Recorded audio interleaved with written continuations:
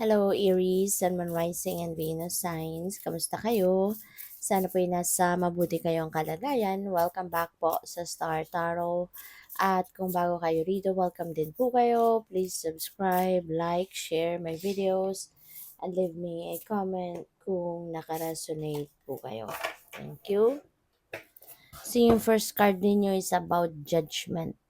Siguro meron kayong fear, meron kayong takot sa puso ninyo of being judged by other people. Maari kasi na baka nangyari na talaga yan sa inyo in the past, kaya ngayon, yung parang nasa isip, for the longest time, siguro nasa isip nyo na yan, na lagi kayong at the back of your head, lagi kayong, kapag merong may gagawin kayo, parang iniisip ninyo agad na ano yung magiging verdict sa'yo ng mga tao, ano yung magiging judgment sa'yo ng mga tao, ano yung mga masasabi sa'yo ng mga tao. So, wag mong pagdudahan, no, yung sarili mo. Just be you, just be honest with yourself kung ano yung sa tingin mo yung tama, yung dapat, kung ano ang necessary, yun ang gawin mo. Huwag mo nang isipin kung ano yung masasabi ng mga tao. Huwag mong do not live up to other people's standards. Okay? Kasi ikaw lang naman yung mas nakakakilala din sa sarili mo. Alam mo, as long as alam mo kung ano yung tama, alam mo kung ano yung dapat, no? Nakalagyan ninyo, then yun ang ano mo, yun ang isipin mo. But never ever think, no, na kailangan yung gagawin mo is to please other people. Okay? You are good enough, Aries. You are good enough. Kaya wag mong isipin na ano kaya masasabi ng mga tao, matutuwa ba ang mga tao sa gagawin ko, mga ganon. Do not ever think that way. Mas dapat kung ang makakapagpasaya sa'yo, ano yung dapat na sa tingin mo ang tama mong gawin according to your own judgment, yun ang piliin mong gawin. Okay? So, your next card is conflict. No? Maaari na itong conflict na to is conflict within your heart, within you. Maaari na merong mga decisions dito na kailangan kayong gawin pero maybe you can't make up your mind yet kasi yung sinasabi ng puso mo or sinasabi din ng isip mo, maaaring hindi nagtutugma, maaaring hindi nag-a-agree, sa bawat isa. Kaya, you know, you may need to do some kind of um, pagninilay-nilay, no? Maybe you need to do some kind of reflection so that you can reflect on the things, no, na dapat mong gawin. Okay?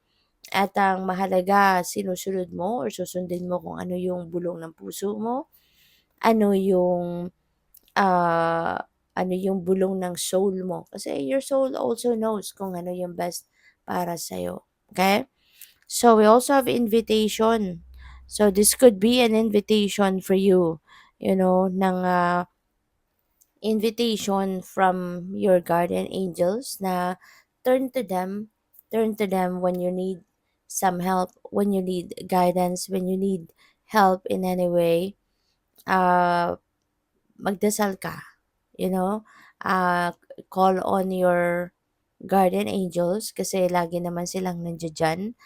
Maaring may ang iba sa inyo baka meron kayong mga pinagdadaanan na mabigat or meron kayong pinagdadaanan na hindi masyadong paborable para sa'yo. So, don't hesitate to ask for help, no, of your guardian angels. Okay? Kasi yun, iniimbitahan ka nila, at for sure, tutulungan ka nila. For sure, your guardian angels will be there for you to rescue you. Okay? So, by the way, maraming salamat for subscribing. And if you haven't subscribed yet, subscribe na kayo.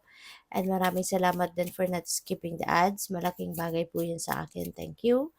And kung gusto din po ninyo na mag-join sa membership, just click the join button po sa baba ng video. Okay? So, your next message is vacation. Ayan. So, maaari, no, ng iba sa inyo is going for a vacation around this time, no? It's Holy Week na. Malapit na in just few days, simula na ng Holy Week. Or no, bukas na pala.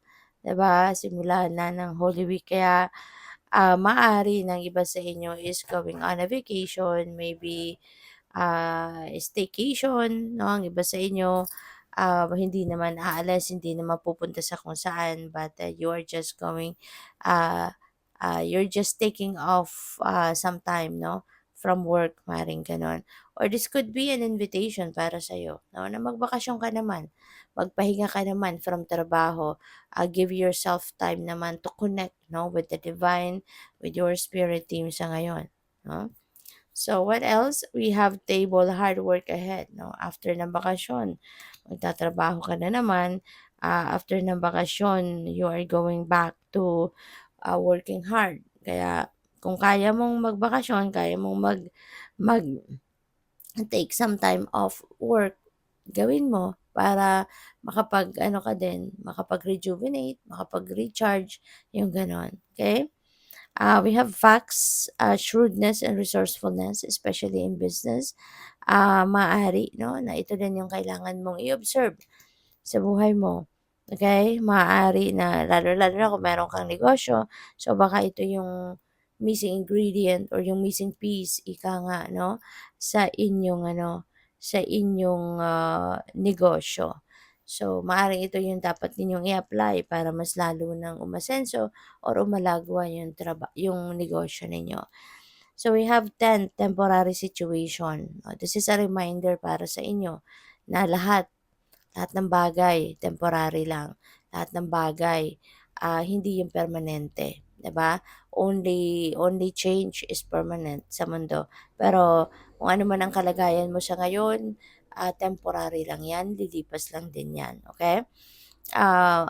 For others of you, Aries, maaari na kung saan man kayo nakatira siguro sa ngayon, that's just temporary. You're just staying there for quite some time siguro and you will be leaving din naman, 'di ba? Kaya kung medyo hindi siguro kayo komportable kasi there's no place like home, hindi ba? So, kung hindi man kayo komportable sa kung nasaan kayo ngayon, saan man kayo nakatira, saan man kayo nag stay sa ngayon, huwag kang mag-alala, okay? That situation is just temporary. So, makakaalis ka din diyan. So, we have love. Ayan. Love is oozing, no, this time, so which is good. Kasi magkakaroon kayo ng, siguro, baka you are going to enter a new love and romantic relationship sa ngayon. Or pwede rin naman na self-love ito, you know.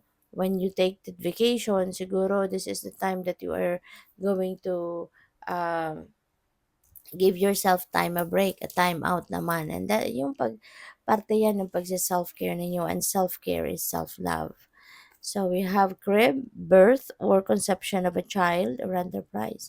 So baka manganganak ang iba sa inyo dito, kung hindi man, baka person ninyo, you know? So pwedeng merong nagbubuntis or merong manganganak dito. Kung hindi man kayo, hindi person mo, baka someone else, kamag-anak mo, anak mo, pamangkin mo, kaibigan mo. So, someone na kilala mo or someone na siguro baka ano mo, kapamilya mo, no?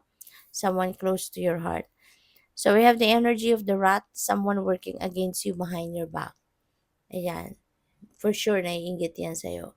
Kung meron kang ganitong nararamdaman na someone is against you, for sure, merong kainggitan yan sa katawan. Kaya minsan kasi, 'di ba, Aries, kahit wala tayong ginagawa sa iba, kahit wala tayong sinasabing against other people, pero merong mga nagagalit sa atin, merong mga naiinis sa atin. And those are people, no, na maaaring nauungusan ninyo, maaaring mas matagumpay kayo kaysa sa kanila, mas may accomplishment kayo sa kanila. Kasi yung mga tao kadalasan, na merong kainggit, may kinaiinggitan sa inyo, those are people, no, na ayaw nila ng nauungusan sila. Ayaw nila na merong mas mataas sa kanila or baka meron kang